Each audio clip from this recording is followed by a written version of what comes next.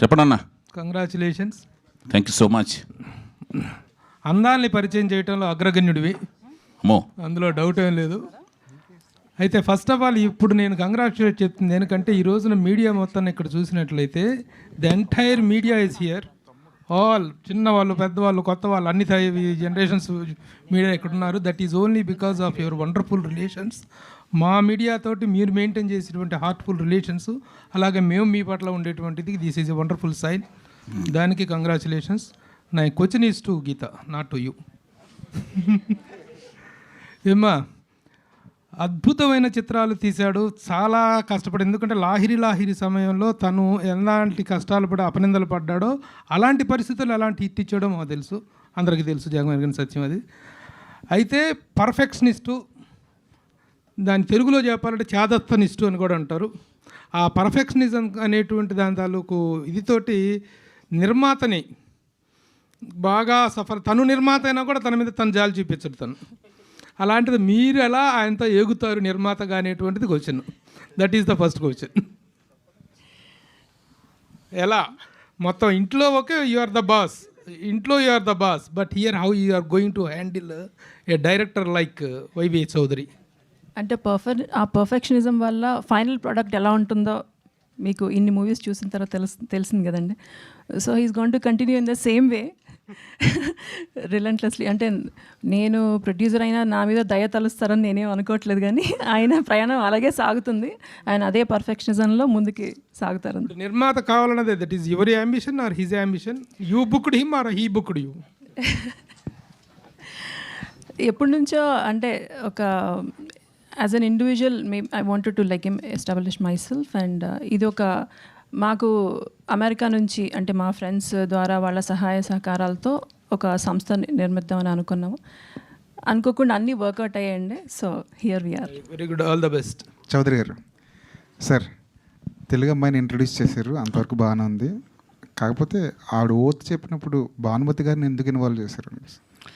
అంటే తనకి ఒక్కొక్కరికి ఒక ఆరాధ్య దైవం ఉంటుందండి, ఒక్కొక్కరికి ఒక ఇన్స్పిరేషన్, స్ఫూర్తి ఉంటుంది. తనకి ఆవిడ స్ఫూర్తి. తనకి ఇప్పుడు ఎవరైతే నేను వీణారావు అని పరిచయం చేస్తున్నానో తనకి ఆవిడ స్ఫూర్తి అంట. ఆవిడ సినిమాలు అవన్నీ చూస్తూ ఉంటుందంట ఆవిడ. సో అందుకని ఆవిడ స్ఫూర్తి అని చెప్పారు కాబట్టి ఆవిడ ప్రమాణం తన మీద చేయించాం. తెలుగు అంటే ఎంత ఇష్టం, తెలుగు మీ సినిమాల్లో పాటలు, టైటిళ్ళు అన్నీ తెలుగుదనంతో నిండిపోయి ఉంటాయి. కానీ ఒక తెలుగు అమ్మాయిని ఇంట్రడ్యూస్ చేయడానికి ఇంతకాలం ఎందుకు పట్టింది మీకు?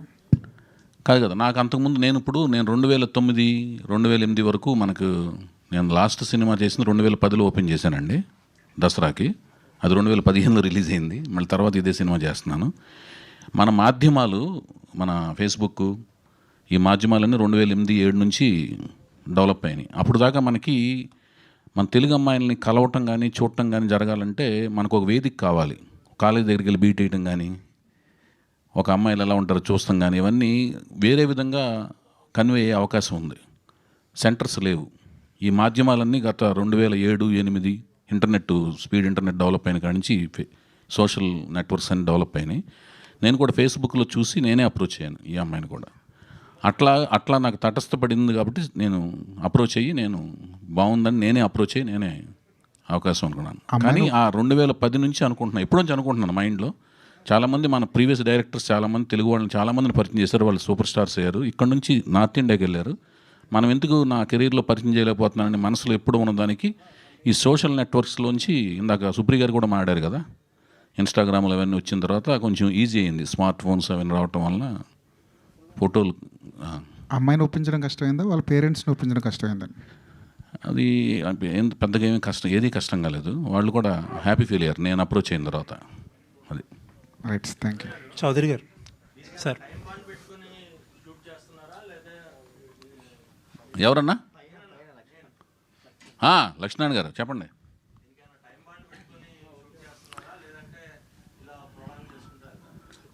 అన్నా, ఇది ప్రొలాంగ్ కాదు, ఇది registering the project with the film goers and film audiences.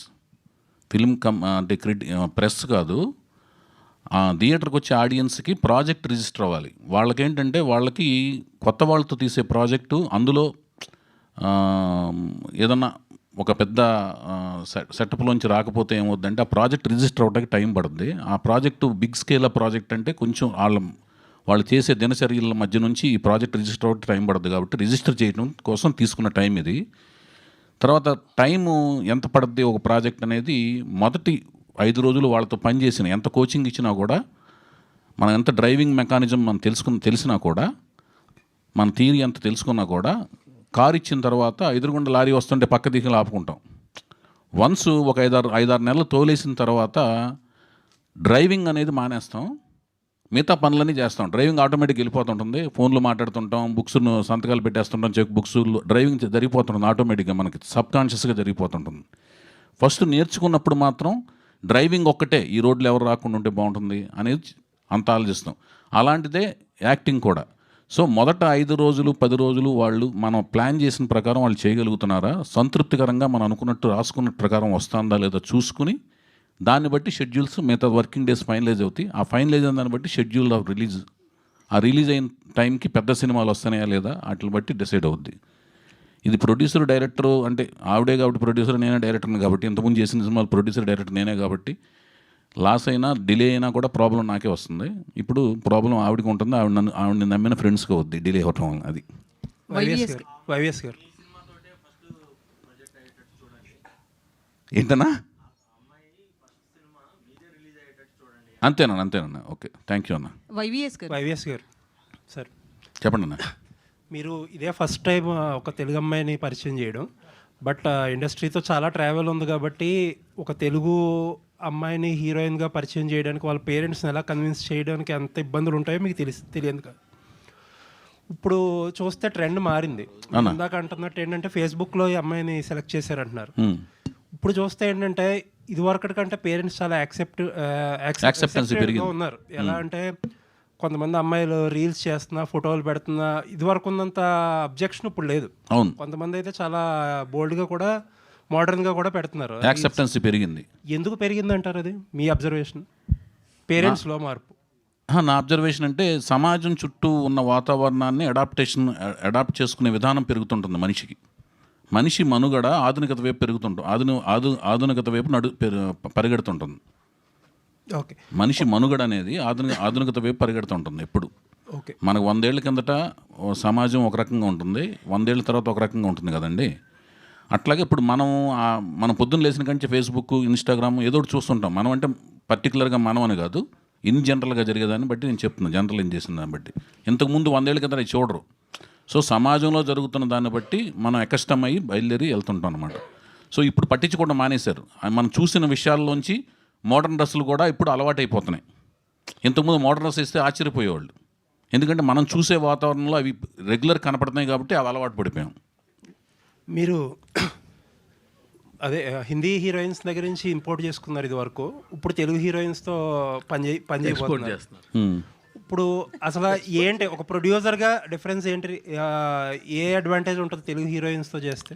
ఏం లేదండి, అంటే ఇప్పుడు వేరే స్టేట్ నుంచి వేరే రాష్ట్రాల నుంచి తీసుకురావడం వల్ల ఏమవుతుందంటే అకామిడేషను, తర్వాత ట్రావెలింగ్, అవన్నీ కూడా మనం బేర్ చేయాల్సి వస్తుంది. ఇది లోకల్ అయితేనేమో మనకి అది మా డబ్బింగ్ విషయంలోనూ, లాంగ్వేజ్ని వాళ్ళు నేర్చుకునే విధానంలోనూ టైం టేకింగ్ ప్రాసెస్ అనమాట, అడాప్ట్ చేసుకునే విధానంలోనూ. వాటిల్లో తెలుగు వాళ్ళు తెలుగు సినిమా చేస్తున్నప్పుడైతే లాంగ్వేజ్ ఈజీగా ఉంటుంది, అర్థం చేసుకునే విధానంలో టైం సేవింగ్ ఫ్యాక్టర్ అవుద్ది. ఈ అకామిడేషన్ అయితే వాళ్ళు వేరే ఊళ్ళో అయితే ఇక్కడ హైదరాబాద్లో ఇల్లు తీసుకోమంటాం తీసుకుంటారు, లేదా ఫ్లాట్ తీసుకోమంటాం తీసుకుంటారు, ఆ ఫ్లాట్లో ఉంటారు.